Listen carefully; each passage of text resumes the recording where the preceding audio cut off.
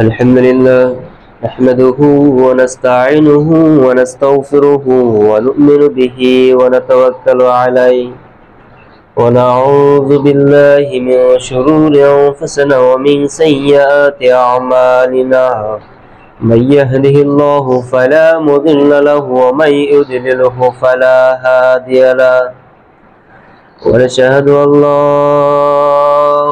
إله إلا الله وحده لا شريك له وأشهد أن محمدا عبده ورسوله الذي أرسله بالحق بشيرا ونذيرا وداعيا إلى الله بإذنه وسراجا منيرا وقد قال الله تبارك وتعالى في كلامه المجيد والفرقانه الحميد فأعوذ بالله من الشيطان الرجيم بسم الله الرحمن الرحيم قاف القرآن المجيد فالعاجب أن جاءهم منذر منهم فقال الكافرون هذا شيء عجيب أإذا متنا وكنا ترابا ذلك رجع بعيد আলহামদুলিল্লাহ যাবতীয় প্রশংসা সেই মহান আল্লাহ পাকের জন্যই, যিনি আমাদের ত্রাণকর্তা, যিনি আমাদের পালনকর্তা। জগতে যাহা কিছু আছে একমাত্র আল্লাহ সুবহানাহু ওয়া তাআলার জন্যই। কাজে তার প্রশংসা করে আমরা শেষ করতে পারি না। এই সুটুকি বাক্যের দ্বারা সমর্পণ করে নিচ্ছি, সকলে বলে আলহামদুলিল্লাহ। তারপরে বলে বিশ্বনবী আহমদ মুস্তাফা সাল্লাল্লাহু আলাইহি সাল্লামের উপর শত সহস্র দরুদ ও সালাম বর্ষিত হোক, সকলে বলি সাল্লাল্লাহু আলাইহি সাল্লাম। আজকে সংক্ষিপ্ত সময় আলোচনা করব এমন একটি বিষয়, তা বলতে গেলে হুঁশিয়ার। এটা এমন একটি বিষয় যা প্রত্যেকটা মুসলিমের আপনার হার্টবিট বন্ধ হয়ে যাওয়া একটি বিষয়। এখন মূল কথা হলো যে কিছু কিছু বিষয় রয়েছে, যে বস্তুগুলো আমরা যদি খুলে খুলে তার তথ্য বের করে যদি বুঝতে যাই, তাহলে আমরা দুনিয়াতে কি চলতেছে, দুনিয়ার অবস্থা কোন পর্যন্ত পৌঁছে গিয়েছে, ইসলাম কখন এসেছে, আর ইসলামের বর্তমান যে অবস্থা এটা কোন অবস্থায় রয়েছে, এবং আমাদের কাছ থেকে কিয়ামত কতটুকু দূর রয়েছে, এই যে একটি অবস্থা, এই অবস্থার জন্য আমাদেরকে হুঁশিয়ার হতে হবে। যে বক্তব্য আমরা বলতাম যে আজ থেকে 1400 বছর পূর্বে আল্লাহ নবী এই কথা বলছেন, ওই 1400 বছর আর 1400 বছর নাই, ওই 1400 বছর বর্তমান 1500 বছর হয়ে গেছে। সময় তেজি গতিতে আপনার আগ বাড়তেছে। আর আমরা যে অবস্থায় আজকে বসে রয়েছি, বা আজকে আমরা যে অবস্থায় আছি, আর আমরা মনে করতেছি যে আজকে শুক্রবার, আজকে আমাদেরকে সালাত আদায় করতে হবে।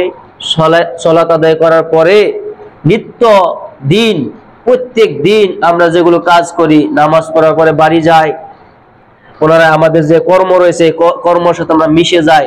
এইভাবে আমরা আমার যতটুকু দিন বা যত দিন হায়াত রয়েছে ওই পর্যন্ত আমি এভাবে চলে যাব। এই যে দুনিয়ার অবস্থা, আর এই দুনিয়া অবস্থা নিয়ে যে আল্লাহ নবীর ভবিষ্যৎবাণী রয়েছে, প্রত্যেকটা ভবিষ্যৎবাণী মিলে মিলে শেষ পর্যায়ে রয়েছে, শেষ পর্যায়ে। এখন আপনাকে বলি যে আমরা যারা মুসলিম, আমাদেরকে হুঁশিয়ার হতে হবে। সময় নেই আমাদের হাতে। আমরা যারা মুসলিম, আমরা যারা মনে করতেছি যে আমার দ্বারা ইসলামের কিছু খেদমত হবে, আমি ইসলামের কিছু খেদমত করে যেতে চাই, যাতে করে আমি যখন মারা যাব তখন আল্লাহকে গিয়ে বলতে পারি, আল্লাহ আমি ইসলামে এতটুকু খেদমত করতে পেরেছি। এই যে যাদের ভিতরে এই চিন্তা রয়েছে, ওই সব মুসলিমদেরকে আমরা সব সময় দেখি যে তারা কি করে, যে আমরা 10 দিন পরে থেকে এই কামটা চাপিয়ে নই, এই যে ক্ষেত খোলা করতেছি, হসা ক্ষেত, এই ক্ষেত খোলাটা চাপিয়ে নেওয়ার পরে একটি ফ্রি সময় পাবো, আর এই ফ্রি সময় আমি আল্লাহর ইবাদত করব। কিছু কিছু লোক চিন্তা করতেছে যে এই যে আমার মেট্রিক পরীক্ষা আসছে, হাই সেকেন্ডারি পরীক্ষা আসতেছে, তো কি করবো, এই এক্সামটা দিয়ে আমি একটা ফ্রি সময় পাবো, এই ফ্রি সময়ে কি করব, আমি আল্লাহর ইবাদত করব।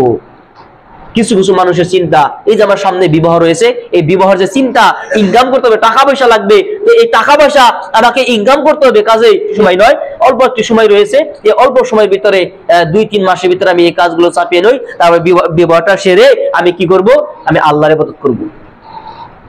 যেই সব মুরব্বী রয়েছে তারা চিন্তা করতেছে যে আমার 2টা ছেলে রয়েছে, তারা স্কুলে পড়তেছে, তো তাদের পিছনে আমার অনেক টাকা খরচ হয়, কাজেই তাদেরকে আমি মেট্রিক পর্যন্ত পড়িয়ে, তো ওই সময় আমি কিছু মুরব্বী হয়ে যাব, মুরব্বীর ভাগে পড়ে যাব, তো একটি সুস্থ সময় পাবো, তারা কামাইয়ের লাইন ধরে নিবে, আমাকে কষ্ট করতে হবে না, তখন কি করব, আমি আল্লাহর ইবাদত করব।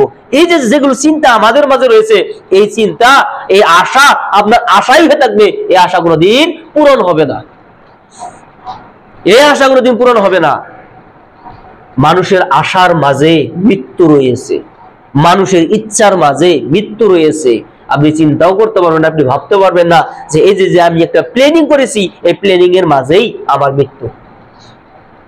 কোন মানুষের এমন কোনদিন মৃত্যু হয় নাই যে মানুষ চিন্তা করেছে যে আমি আজকে মারা যাব, আর সে বসে রয়েছে, মৃত্যুর জন্য প্রস্তুতি নিয়েছে, এমন কোন মানুষ নেই যে ব্যক্তি মৃত্যুবরণ করেছে। প্রত্যেকেরই আশা ছিল যে আমি আর 2-3 মাস বাঁচবো, প্রত্যেকেই আশা ছিল যে আমার এই বছরে এই কাজ করব, ওই বছরে এই কাজ করব, আর সামনে 3 বছর পর আমি এই কাজগুলো আমি শেষ করে নিব। প্রত্যেকজন মানুষের এই প্ল্যানিং থাকে, আর এই প্ল্যানিং এর মাঝেই তার মৃত্যু এসে যায়। আপনিও যেমন চিন্তা করতেছেন যে 2 মাস পর থেকে আমি নামাজ শুরু করব, 2-3 বছর পর থেকে আমি ইসলামের খেদমত করা শুরু করব, এইটা আপনার পূরণ নাও হতে পারে, এটা আপনার পূরণ নাও হতে পারে, আপনার আশাই থেকে যেতে পারে। আর এই যে ইসলামের যে নীতি নিয়ম চলতেছে, ইসলাম যে আমরা ইসলাম বলতেছি, আর আমরা যে মুসলিম, আমরা কিন্তু আকীদাগত মুসলিম, কিন্তু আমরা প্রকৃত ঈমানদারের যে মুসলিমের কোয়ালিটি, ওই গুণ কিন্তু আমাদের মাঝে নাই, ওই গুণ আমাদের মাঝে নাই। আল্লাহ নবী এমনি বলে নাই যে এই জামানার লোকেরা যদি ঈমান নিয়ে থাকতে পারে, তাহলে 50 জন শহীদের সমান তার মর্যাদা থাকবে, তার সম্মান থাকবে। এটা ছোট বড় কথা। এই জামানার ঈমানদার এত সহজ ব্যাপার নয়। নবীর জামানায় যেগুলো লোক ছিল, তাদের মাঝে যুদ্ধ ছিল এবং ঘর ছিল, যুদ্ধ ছিল, ঘর ছিল, ঈমান নিয়ে চলতো। কিন্তু এই জামানায় যে ফিতনা, এই ফিতনাকে আপনি উল্টিয়ে দিয়ে আপনার ঈমান বাঁচিয়ে রাখা এত সহজ ব্যাপার নয়। আমরা মনে করি যে হিন্দুরা, যে খ্রিস্টান রয়েছে, বৌদ্ধ রয়েছে, তাদেরকে আমাদেরকে জ্বালা যন্ত্রণা দিয়ে আমাদের ঈমান কেড়ে নিবে, না, বিষয়টি এমন নয়। মুসলিমের হাত থেকে মুসলিম চিনতে হবে, মুসলিমের ভিতর থেকে মুসলিম চিনতে হবে।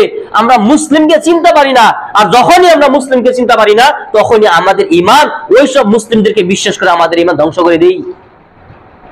আপনি মনে মনে ধারণা করেন যে হিন্দুরা আমাদেরকে কষ্ট দিবে, আর মনে মনে ধারণা করছেন বৌদ্ধরা রয়েছে, যারা বিধর্মী রয়েছে, কাফেররা রয়েছে, তারা আমাদেরকে কষ্ট দিবে। ওই কাফেরের সামনে আমার নিজের ঈমানটাকে আমি জাগিয়ে রাখবো, না, আপনি রাখতে পারবেন না, আপনি রাখতে পারবেন না। আপনি দেখেন যে বর্তমান যে সময় চলতেছে, এই সময় কোন দিকে গতি করতেছে। এই যে মুসলিমদের উপরে অত্যাচার, এই অত্যাচার কি আজকে নয়, পূর্বে দিকে, কিন্তু আপনার নিজ চোখে আপনি দেখতে পাচ্ছেন, আপনার নিজ চোখের সামনে তছনছ হয়ে গেছে একটি জায়গা, তার নাম হচ্ছে গাজা। গাজার যে অত্যাচার, জুলুম, এটা শেষ না হতে হতে ভারতে শুরু হয়ে গেছে। এখন আপনি মনে মনে ভাবতেছেন যে ভারতে কোথায় জুলুম শেষ হয়েছে, আপনি আসামে রয়েছেন, আপনি চিন্তা করতেছেন অন্য সব মুসলিম ভাইয়ের জন্য। আল্লাহ নবী বলেছেন একজন মুসলিম মেয়ের শরীরে যেমন চোখ রয়েছে, হাত রয়েছে, তার কান রয়েছে, কানের মধ্যে যদি কোনো একটি কাঁটা দিতে যায়, গোটা শরীর বুঝতে পারে, তার চোখে যদি কোনো কিছু লেগে যায়, গোটা শরীর বুঝতে পারে। আর মুসলিম হচ্ছে এক মুসলিমের অঙ্গ। কোনো মুসলিমকে যদি কেউ কষ্ট দেয়, প্রত্যেকটা মুসলিমে তার দুঃখ পেতে হবে, প্রত্যেকটা মুসলিম তার যে জ্বালা যন্ত্রণা, এটা অনুভব করতে হবে। কিন্তু এক সাইডে মুসলিমদের উপর অত্যাচার হয়, বাকি মুসলিমরা এর কোনো চিন্তা করে না। মুসলিমদের উপরে অত্যাচার হয়, যে ওদের উপরে হচ্ছে, আমাদের উপরে হচ্ছে না। এই যে ধ্যান ধারণায় আমরা বসে রয়েছি, এই জন্য আমরা মুসলিমদের যে আমার যে মুসলিম ভাই রয়েছে, এই ভাইয়ের খবর আমরা রাখি না। আমরা মনে মনে করতেছি যে ভারতে বোধহয় মুসলিমরা খুব সুখী রয়েছে। আসামে গোয়ালপাড়ায় আপনার কি হয়ে গেল, উচ্ছেদ হয়ে গেল, আসামে ধুবড়িতে উচ্ছেদ হয়ে গেল। তারা বুঝতেছে যে কষ্ট কি।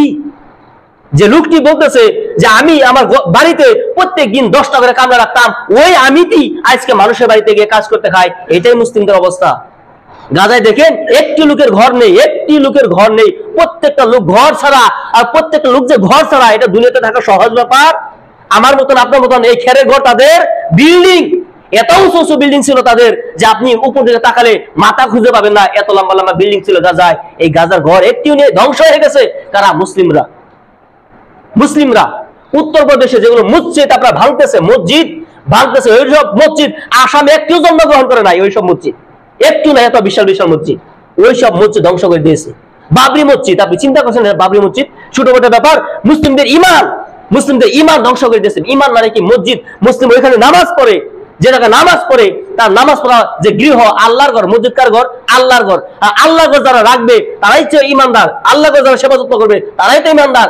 এইটা একটি আল্লাহর ঘর, এই ঘরে যারা আসবে তারাই তো ইমানদার, এই ঘরকে যারা ভালোবাসবে তারাই তো ইমানদার, তারাই ইমানদার। এই ঘর থেকে যারা দূরে থাকবে তারা কোনোদিন ইমানদার হতে পারে না। তারা মুখে বলতে পারে যে আমি আল্লাহকে ভালোবাসি, তারা বলতে পারে আমি আল্লাহকে বিশ্বাস করি, এই বিশ্বাস আল্লাহর বিন্দু মাত্র দরকার নেই। এই বিষয়ে আল্লাহ দরকার নেই। কোন ব্যক্তি যদি মনে করে যে আমি শুধুমাত্র শুক্রবার নামাজ পড়ি আর কোন নামাজ পড়ি না, আমি মুসলিম, আমি ইমানদার, এই ইমানদার আল্লাহ দরকার নেই। যদি আপনি ভাবেন যে এক সপ্তাহ গেল, এই এক সপ্তাহের মধ্যে আমি এক উক্ত নামাজ পড়ি নাই, আপনার মতো মুসলিম আল্লাহ দরকার নেই। আপনার মতো মুসলিম আল্লাহ কি করবে? আপনি নিজেকে, আপনি দুনিয়াতে একটি বোঝা হয়ে আছেন আল্লাহর জমিনে। আপনার মতন আবর্জনা দুনিয়া থেকে সাফ হয়ে গেলে এটা দুনিয়া সাফা হয়ে থাকবে, আর আপনার জায়গায় অন্য একজন ভালো মুসলিম এসে আপনার জন্মগ্রহণ করবে। আপনার দুনিয়া থাকার কোনো অধিকার নেই। জঙ্গল আবর্জনা হয়েছে আমরা দুনিয়াতে, আল্লাহর দুনিয়াতে বসবাস করতেছি, আল্লাহর বিরুদ্ধে করতেছি, তাহলে আল্লাহর জন্য কি আমরা আবর্জনা নয়? আল্লাহ আমাদেরকে পাঠিয়ে দিয়েছেন আল্লাহ ইবাদত করার জন্য। আল্লাহ নিজে বলতেছেন যে কি, যে আমি মানুষকে সৃষ্টি করেছি, আমি জিনকে সৃষ্টি করেছি শুধুমাত্র আমার ইবাদত করার জন্য। আর এই নেমো খারাপ মুসলিম আল্লাহর ইবাদত ছেড়ে দিয়ে চলতেছি, এদের উপরে গজব আসবে না? আপনি দেখতেছেন যে যে আমরা ভারতে অত্যাচার হচ্ছে, ভারতে অত্যাচার শেষ না হতে হতেই সুদানে কি শুরু হয়েছে? সুদানের মুসলিমদেরকে তারা পুরোপুরি মারতেছে।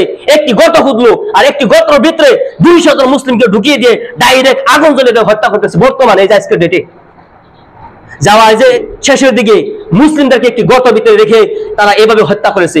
মুসলিমদেরকে আপনার বেঁধে আপনার হাতে বেঁধে গাছের সাথে ঝুলে মারতেছে। বর্তমান গাজার পরেই এটা শুরু হয়ে গেছে। আপনি চিন্তা করতেছেন যে কিভাবে মুসলিমদের উপরে অত্যাচার হচ্ছে। নিরীহ মুসলিম, তাদের চেহারা কালো বিলালের মতন, তাদের অবস্থা দেখলে মনে হয় বিলালের কথা, যে বিলাল হাফসি গোলাম, যে বিলালকে কাফেররা কষ্ট দিয়েছিল, বিলালের পায়ে রশি বেঁধে ঘোড়ার সাথে মরুভূমির যে গরম উত্তপ্ত আপনার বালু রয়েছে, বালুর উপরে বিলালকে ঘুরিয়ে বিলালকে এরকম শেষ পর্যায়ে নিয়ে গেছিল, মৃত্যুর শেষ পর্যায়ে নিয়ে গেছিল। শেষ অবস্থায় হযরত আবু বকর তার নিজের সম্পত্তি কিছু অংশ দিয়ে এই বিলালকে আপনার মুক্ত করে। ওইসব বিলালের কালো যে বংশধর রয়েছে, কালো ওইসব লোকেদেরকে এভাবে হত্যা করতেছে। আপনি চিন্তা করতেছেন এরা মুসলিম? ওইসব মুসলিমের জ্বালাতন দেখে আমাদের কোনোদিন চিন্তা হয়েছে যে হাই আমার মুসলিম ভাইকে কিভাবে হত্যা করতেছে?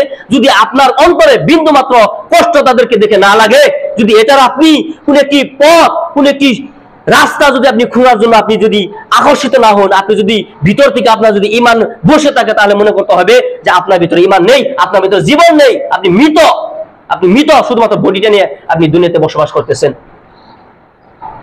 আর এই যে সুদানের ভিতরে মুসলিমদের উপরে অত্যাচার হচ্ছে, আপনি জানেন এই আগস্ট শেষের দিকে শুধুমাত্র 48 ঘন্টার ভিতরে 460 জন রোগী এবং 2000 জন মানুষকে হত্যা করেছে তারা। মাত্র 48 ঘন্টার ভিতরে যদি এতজন লোককে একজন মানুষে হত্যা করে, আপনি চিন্তা করেন যে মুসলিম জাতির অবস্থা কোন পর্যন্ত পৌঁছে গিয়েছে। আর এই যে সুদান, আপনি এই দেশ কোন দেশকে মনে করতেছেন? সুদান হচ্ছে মুসলিম দেশ, ইসরায়েল দেশ নয়, ইহুদি দেশ নয়, মুসলিম দেশে করতেছে। এই সুদানে 91% দেশ আপনার মুসলিম বসবাস করে। পৃথিবীতে 57টা আপনার মুসলিম দেশ রয়েছে, এই 57টা মুসলিম দেশের ভিতরে এই একটি সুদান মুসলিম দেশ। মুসলিমকে হত্যা করতেছে মুসলিম। আর এই সুদানের পিছনে যার সব থেকে বড় হাত, তার নাম হচ্ছে দুবাই। আমরা মনে করি, অনেক লোকে মনে করে দুবাই একটি দেশ, দুবাই দেশ নয়। দুবাই হচ্ছে আপনার আরব আমিরাতের যে দেশ রয়েছে, ওই দেশের আপনার একটি শহর। এই শহরের নাম হচ্ছে আপনার দুবাই। এই দুবাইয়ের হাত রয়েছে এই আপনার সুদানের পিছনে।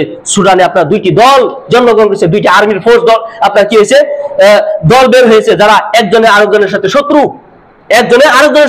কার ক্ষমতা বেশি বহাল রাখা যায়, এই জন্য লোকেরা হত্যা করতেছে। রিজন কি? রিজন স্বর্ণ।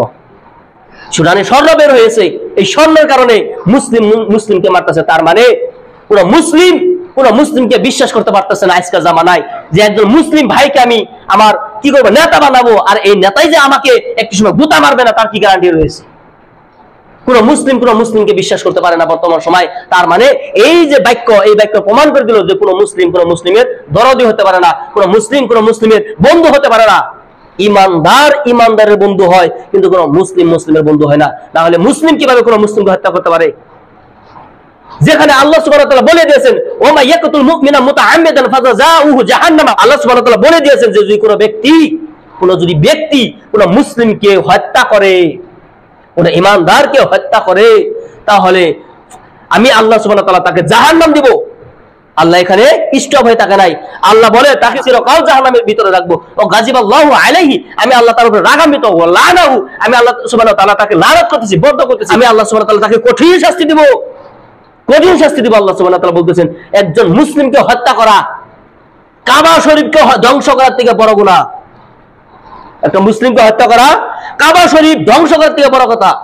একটা মুসলিমকে হত্যা করা, একটা ইমানদারকে হত্যা করা, এমনকি আকাশ এবং জমিনের ভিতরে যা কিছু রয়েছে, যত ফেরেশতা রয়েছে, যত জিন রয়েছে, যত মানুষ রয়েছে, নবী আদম থেকে শুরু করে শেষ মানব পর্যন্ত যত মানুষ রয়েছে, এই প্রত্যেকটা মানুষ মিলে যদি, প্রত্যেকটা জিন মিলে যদি, প্রত্যেকটা ফেরেশতা মিলে যদি একটা মুমিনকে হত্যা করে, এই প্রত্যেকটা জিনকে, এই প্রত্যেকটা ফেরেশতাকে, এই প্রত্যেকটা মানুষকে আল্লাহ জাহান্নামে দিতে বিন্দুমাত্র দ্বিধাবোধ করবে না। আল্লাহর কাছে একজন মুসলিমের এত পাওয়া, এত সম্মান, আর এই মুসলিমদেরকে আপনার ধরে ধরে পুরো হত্যা করতেছে কারা? মুসলিমরা হত্যা করতেছে। আপনি কোন তালে রয়েছেন? আপনি বলছেন ভারত সুখে রয়েছে, আপনি ভাবতেছেন যে ভারতে এই রাজনীতি পরিবর্তন হবে। রাজনীতি পরিবর্তন হবে না, রাজনীতি আরো কঠোর হবে। রাজনীতির যে শেষ পর্যায়ে যাবে, মুসলিমকে ধরে কাটবে, জবাই করবে। আপনি অপেক্ষা করুন, আপনার নামাজ, আপনার রোজা এইভাবেই থাকবে, আপনার আশা উপরে ঝইলে থাকবে, আপনার আশা কোনোদিন পূরণ হবে না। এই যে আপনার সময় রয়েছে, সুস্থ সময় রয়েছে, এই সুস্থ সময় আপনি কাজে লাগান। ফ্রি সময় রয়েছে, আপনি কাজে লাগান। আপনার জীবন বেঁচে রয়েছে, আপনি কাজে লাগান। এই কথা আল্লাহ নবী বলছেন যে তোমার ফ্রি সময়কে কাজে লাগাও ব্যস্ততা আসার পূর্বে, তোমার রোগমুক্ত অবস্থার সময়কে কাজে লাগাও রোগ আসার পূর্বে, তোমার টাকা পয়সাকে কাজে লাগাও ফকির হওয়ার পূর্বে, এক কথা তোমার জীবনকে কাজে লাগাও মৃত্যু আসার পূর্বে। আপনার যেই সময় গেতেছে এই সময়কে কাজে লাগান। আপনি দৌড়িয়ে আপনার এমন হতে হবে যে লোকেরা যেমন দৌড় খেলা প্রতিযোগিতা করে যে আমার আগে যেতে হবে, মুসলিমরা নামাজের জন্য প্রতিযোগিতা করতে হবে, যেমন ওই লোকটির পূর্বে আমি মসজিদে গিয়ে পৌঁছাবো, ওই লোকটির পূর্বে আমি মসজিদে গিয়ে আযান দেব। এই প্রতিযোগিতা মুসলিমদের মাঝে থাকতে হবে। এই প্রতিযোগিতাকে কেটে দিয়েছে কারা জানেন? ইহুদিরা। এই ইহুদির হাত থেকে বাঁচা নিরাপদ। আপনি মনে করতেছেন আপনাকে এই যে এখান দিয়ে দাঁড়িয়ে বলে দিচ্ছি যে আপনি অচিরে দেখতে পাবেন যে বাইতুল যে মাকদাস রয়েছে, মসজিদ রয়েছে, এটা ধ্বংস করা হবে, এটা ভেঙে পড়বে, এটার তলে খুঁড়ে একটা খুরুং বাড়ি হালাইছে কিছু ইহুদিরা, খুরুং হয়ে গেছে মসজিদ আকসার তলে। এখন কিছুদিন পরে এটা ভেঙে মসজিদুল আকসা যে রয়েছে, আকসা শহীদ হবে, শহীদ হওয়ার পর ওখানে মূর্তি বানাবে, তারা মূর্তি বানাবে। তাদের যে ইবাদত স্থল রয়েছে ইহুদিরা ইবাদত স্থল বানাবে ওই বাইতুল মাকদিসে। কোন মুসলিম কিছু করতে পারবে না। আপনি মনে মনে ধারণা করছেন আরবে রয়েছে মক্কা, আরবে রয়েছে আপনার মদিনা, আর এই চিন্তায় আপনি বসেছেন সৌদি আরবের মানুষ পরহেজগার ইমানদার না। সব থেকে পূর্বে যদি এই যে অবস্থা চলতেছে না, এই সব থেকে পূর্বে যদি কোনো জায়গায় আপনার কি হয়, ধ্বংস নেমে আসে, সব থেকে যদি খারাপ লোক বের হয় সৌদি আরব থেকে বের হবে। আরবের যে এরিয়া রয়েছে, মধ্যপ্রাচ্য রয়েছে, ওখান থেকে বের হবে, ওখান থেকে বের হবে। সৌদি আরব নয়। আর সৌদি আরব দেখে যে ওখানে আপনার প্রত্যেকটা মানুষ ইমানদার, এই বিষয়টাও নয়। আপনি এই যে ভারত রয়েছে, এই ভারতকে আপনি অবহেলা ভাববেন না। এই ভারত ইসলামের একটি গোড়া স্তর বলা যায়। এই ভারতে যেগুলো উলামা বের হয়েছিল একটি সময়, ওই উলামা গোটা পৃথিবীতে নেই। ভারতে যেগুলো উলামা রয়েছে, এই উলামার সমপর্যায়ে গোটা পৃথিবীতে নেই আলেম, এরকম আলেম রয়েছে। ভারতে যে উলামা ছিল একটি সময়, ওই উলামাদের কিতাব সৌদি আরবে চলে, পাকিস্তানে চলে, যেগুলো মুসলিম বিশ্ব রয়েছে, এই মুসলিম বিশ্ব এই ভারতের আপনার কিতাবগুলো চলে। এই ভারত ছোট মোটো জায়গা নয়, এই ভারতেই আমরা মুসলিম রয়েছি। আপনি জানেন যে আহলে হাদিস রয়েছে, আহলে হাদিস, এই আহলে হাদিস গোটা পৃথিবীতে ছড়িয়ে কে দিয়েছেন? এই ভারতে দিয়েছে। সালাফি মানহাজ, যে সালাফি মানহাজ রয়েছে, সালাফি মানহাজ যখন আপনার সৌদি থেকে বের হয়েছে, এগুলো প্রচার কে করেছে? কোন সৌদির উলামাকে আপনি দেশ বিদেশ ঘুরে ঘুরে আপনি ইসলাম প্রচার করতে দেখেছেন? দেখেন, আপনি দেখান। কিন্তু ভারতের যেগুলো উলামা রয়েছে, এই প্রত্যেকটা উলামা ভারত, বাংলাদেশ, পাকিস্তানে গিয়ে তারা নিজের জীবনের যে উপার্জিত পয়সা, এই পয়সা ধ্বংস করে তারা নিজের পয়সা খরচ করে তারা কি করেছে, ইসলাম প্রচার করেছে। আর বর্তমান মৌলবীরা একটি ধর্মসভায় যায় 50,000 টাকা, একটি ধর্মসভায় যায় 1 লাখ টাকা তারা উপার্জন করে এক রাতের জন্য চলে যায়। কোথায় দিন ইসলাম, কোথায় মুসলিম, মিলে না। নিজের সম্পত্তি বিক্রি করে তারা কি করে ধর্ম প্রচার করেছে। ডক্টর ইসরার আহমেদ বিশাল আকারের মৌলানা, বিশাল আকারের স্কলার, ইসরার আহমেদ এর নাগাল স্কলার জন্ম নেওয়া পৃথিবীতে খুব এটা স্বপ্নের কথা, স্বপ্নের কথা। যেমন সাইদের মতন আপনার তফসির কারক জন্ম নেওয়া স্বপ্নের কথা, ডক্টর ইসরার আহমেদের মতন ইতিহাস জানা এরকম আলেম জন্মগ্রহণ করা স্বপ্নের মতো। আর দ্বিতীয়টা জন্ম হয় কি হয় না এটা আল্লাহ ভালো জানে। এই ডক্টর ইসরার আহমেদ এত জীবন ইসলামের খেদমত করেছে, এত ইসলামের আপনার খেদমত করেছে, যখন শেষ অবস্থায় সে একটি দেশে যেতেছে তাকে এয়ারপোর্টে একদম লোক জিজ্ঞাসা করলো যে আপনার মোট সম্পত্তি বলেন, আমি লিখবো। তখন বলতেছে আমার নামে আর আমার স্ত্রীর নামে 1 টাকা সম্পত্তি নেই, 1 টাকা সম্পত্তি নেই। আমার অ্যাকাউন্ট রয়েছে, অ্যাকাউন্টে সম্ভবত 5,000 টাকার মতন রয়েছে কি জানি। ওলামা, এরা হচ্ছে ওলামা। আর এইসব ওলামাদের মিল নেই। কোথায় বলতেছে যে কি, যে আমাকে যদি ধর্মসভায় নিতে হয় আমাকে কত টাকা দিতে হবে, 1 লাখ টাকা দিতে হবে, 1.5 লাখ টাকা দিতে হবে, 1,60,000 টাকা নিলে আমি যাবো না, যাবো না। দিন ধর্মকে কোথায় নিয়ে গেছে মুসলিমরা। এই জন্যই আল্লাহ সুবহানাহু ওয়া তাআলা বলছেন আল হাকুমুত তাকাসুর হাত্তা যুরতুমুল মাকাবির কাল্লা সাউফা তাআলামুনা সুম্মা কাল্লা সাউফা তাআলামুন। আল হাকুমুত তাকাসুর, অধিক ধন সম্পদের লোভে তোমাদেরকে গুরুত্বপূর্ণ বিষয় থেকে দূরে সরিয়ে দিচ্ছে। কাল্লা আল হাকুমুত তাকাসুর হাত্তা যুরতুমুল মাকাবির। আর এই যে লাভ, এই যে আপনার স্বপ্ন, এই যে ধন সম্পত্তি, বিল্ডিং, টাকা ইনকাম, চাকরি, এই যে লোভ রয়েছে, এই লোভেই থাকতে থাকতেই আমাদের যে কি হবে, আমরা কবর চলে যাব। হাত্তা যুরতুমুল মাকাবির, এই স্বপ্ন আমার মুখে থাকবে, এই স্বপ্ন আমার চিন্তায় থাকবে। আমার ছেলেকে মানুষ করব, আমার ছেলেকে চাকরি নিয়ে দিব, আমার ছেলেকে একদম মানুষের মতো মানুষ করব, আমার ছেলেকে একটা বিল্ডিং দিয়ে দিব, আমার ছেলের ভাগে 20 বিঘা মাটি কিনে দিব। এই যে স্বপ্ন, এই স্বপ্নের মাঝেই আমাদের মৃত্যু আসে। কাল্লা সাউফা তাআলামুন, কাল্লা সাউফা তাআলামুন, কখনোই নয়, ওসিলাই তোমরা বুঝতে পারবে। এই যে তোমাদের যে লোভ রয়েছে, এই লোভ লালসা রয়েছে, হ্যাঁ, তোমরা ওসিলাই বুঝতে পারবে যে এই যে এই অবস্থায় রয়েছে, এই অবস্থার শাস্তি কি, এই অবস্থার শাস্তি কি। সুম্মা কাল্লা সাউফা তাআলামুন, আমি আবারও বলতেছি যে কখনোই ঠিক নয়, মোটেই ঠিক নয়। তোমরা ওসিলাই বুঝতে পারবে যে এই লোভ লালসা, এই লোভ লালসার যে ঠেলা, এই লোভ লালসার যে শাস্তি, এটা কি আসতে পারে। আমরাই সে মুসলিম, আমরাই সে মুসলিম যে মুসলিম হয়ে আমরা আল্লাহর কাছে কথা দিয়ে আসছি কি, ইন্না সলাতি ওয়া নুসুকি ওয়া মাহইয়ায়া ওয়া মামাতি লিল্লাহি রাব্বিল আলামিন। আমরা আল্লাহকে বলে আসছি, আল্লাহ নিশ্চয় আমার সালাত, নিশ্চয় আমার নামাজ, নিশ্চয় আমার কুরবানি, নিশ্চয় আমার জীবন, নিশ্চয় আমার মরণ সবকিছু তোমার জন্য, লিল্লাহি আল্লাহর জন্য, রাব্বিল আলামিন যিনি বিশ্বজগতের প্রতিপালক, বিশ্বজগতের রব, তার জন্য এটা আমরা আল্লাহকে কথা দিয়ে আসছি। ও আল্লাহ, আমি সাক্ষী দিলাম, ইন্না সলাতি, নিশ্চয় আমার সলাত, ও নুসুকি, নিশ্চয় আমার কুরবানি, ও মাহইয়ায়া, নিশ্চয় আমার জীবন, ও মামাতি, নিশ্চয় আমার মরণ সবকিছু তোমার জন্য আমি বলে দিলাম। এই মুসলিম পৃথিবী আছে, নিশ্চয় আমার নামাজ নেই, আমার কোরবানি আল্লাহর জন্য নেই। নাম করানোর জন্য অধিক লোকেরা কোরবানি করে, মাংস খাওয়ার জন্য অধিক লোকেরা কোরবানি করে। আমি যদি কোরবানি না দেই, লোকেরা আমাকে তুচ্ছাজ্ঞান করবে, আমি কোরবানি দিব। আমি যদি সব থেকে বড় গরু কোরবানি না দেই, তাহলে আমার লোকেরা বলবে যে এত টাকা রয়েছে, এই লোকেরা সব থেকে বড় কোরবানি দিল না। বিষয়টি এরকম নয়। আমার জীবন আল্লাহ দুনিয়াতে তুমি কি বলেছ, জীবের ভিতরে এমন কোন বিচরণশীল জীব নেই যে জীবের রিস্কের দায়িত্ব আমি আল্লাহ সুবহানাহু ওয়া তাআলা গ্রহণ করি নাই। প্রত্যেকটা জীবকে আমি রিস্কের দায়িত্ব নিয়ে নিয়েছি। এমন কোন জীব নেই যে না খেয়ে মারা যাবে, এমন কোন জীব নেই যে না খেয়ে মারা যাবে, এমন কোন মানুষ আমি সৃষ্টি করি নাই। প্রত্যেকটা মানুষ, প্রত্যেকটা জীবের ক্ষেত্রে আমি সচ্চর, প্রত্যেকটা জীবের ক্ষেত্রে আমি গুরুত্ব দিয়ে থাকি। আল্লাহ বলে ওই আল্লাহর জন্য আমাদের জীবন লিখে দিয়ে আসছে, আল্লাহ আমার জীবন তোমার জন্য। কিন্তু আল্লাহর ঘরে তো কোনোদিন আমরা দেখলাম না মুসলিমের প্রতিযোগিতা নেই। নামাজ কিসের নামাজ, কিসের রোজা, মুসলিমরা মসজিদে দেখা যায় না। ওয়াক্ত নামাজ মসজিদে মুসলিম নাই, মসজিদে মানুষ নাই, মসজিদ হুনা বানিয়ে রয়েছে। এই মসজিদ যে হুনা বানাইছে সে হচ্ছে ইহুদি। আপনার অজান্তেই মসজিদ থেকে যে দূরে টেনে নিয়েছে সে হচ্ছে ইহুদি। কাজে আপনাকে বলি, হুঁশিয়ার হয়ে যান। আমাদের যে বিষয়, হুঁশিয়ার হয়ে যান। এই ইহুদির হাত থেকে আমাদের ইসলামটাকে বাঁচান। ইহুদি আপনার নৌকা ভেঙে দিয়ে নৌকা অচল করে না, ইহুদি নদীর পানি শুকিয়ে দিয়ে নৌকা অচল করে। তার মানে ইহুদি আপনার গলায় ধরে কলার টেনে আপনাকে নামাজ থেকে সরাবে না। ইহুদি এমন প্ল্যানিং করে, ইহুদি এমন কাজ করে, যেগুলো কাজ আপনার সামনে এনে দিবে, ওই কাজের মুহে পড়ে আপনি নামাজকে ছেড়ে দিবেন। বিষয় কোথায় চলে যাচ্ছে সময়, কোথায় নামাজ, কোথায় ধর্ম, কোথায় পর্দা, এগুলো মুসলিম বিশ্বে খেয়াল করতেছে না। এই প্রত্যেকটা বস্তু যে কেড়ে নিয়েছে তার নাম হচ্ছে ইহুদি। এই জন্য ইহুদি হচ্ছে আমাদের জাত দুশ্মন। ইহুদির সাথে আমাদের কোনো হাত মিলতে পারে না। কোনো ইহুদির সামনে আমার যদি জীবনও যায়, ওই ইহুদির সামনে কোনো মুসলিম নত হতে পারে না। আর মুসলিম বিশ্ব ইহুদির গোলামি করতেছে। মুসলিম বিশ্ব ইহুদির গোলাম, সৌদি আরব ইহুদির গোলাম, দুবাই ইহুদির গোলাম, এই প্রত্যেকটা মধ্যপ্রাচ্যের যে দেশগুলো রয়েছে এ সবাই ইহুদির গোলাম।